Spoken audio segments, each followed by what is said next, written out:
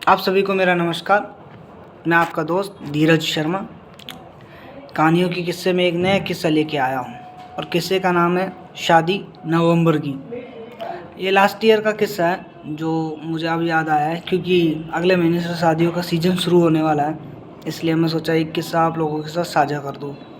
तो किस्सा सिंपल सा है। पिछले 12 नवंबर को एक पार्टी अटेंड की थी मैंने यहीं पे ग्रैंड प्लाजा के अंदर। सब बढ़िया चल रहा था।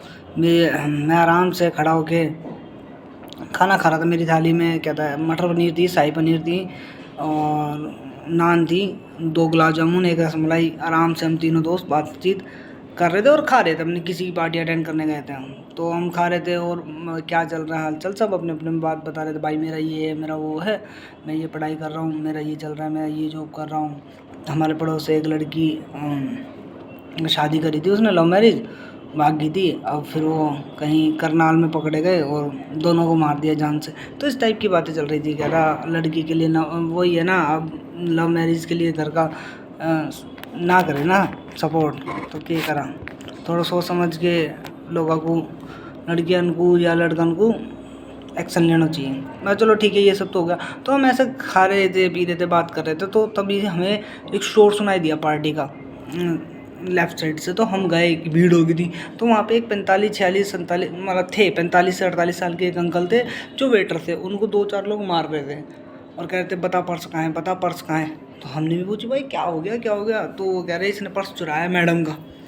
तो हमने पूछी कि मैडम भाई क्या था क्या नहीं, मतलब डिटेल में बताओ ना। तो मैडम बोली मैं अभी यहाँ पे मैं खाना खा रही थी और ये सब लोग प्लेटें उठा रहे थे, तो मेरा पर्स उठा लिया किसी ने और इसलिए, और मेरे को इसके ऊपर शक है। तो अंकल से पूछी तो अंकल बड़े मतलब बहुत ज़्यादा, मतलब उनकी आंखें देखी ना तो मेरा नम सा हो गया कि बोले भाई साहब मैंने नहीं लिए पैसे, मैं हाथ जोड़ रहा हूँ, मुझे माफ़ कर दो, मैंने उठाया ही नहीं, मैं तो अपना काम कर रहा हूँ, 500 रुपये का मजदूर हूँ मैं आपके कहाँ पैसे चुराता डोलूँगा। बट नहीं, आंटी को तो उन्हीं के ऊपर शक था।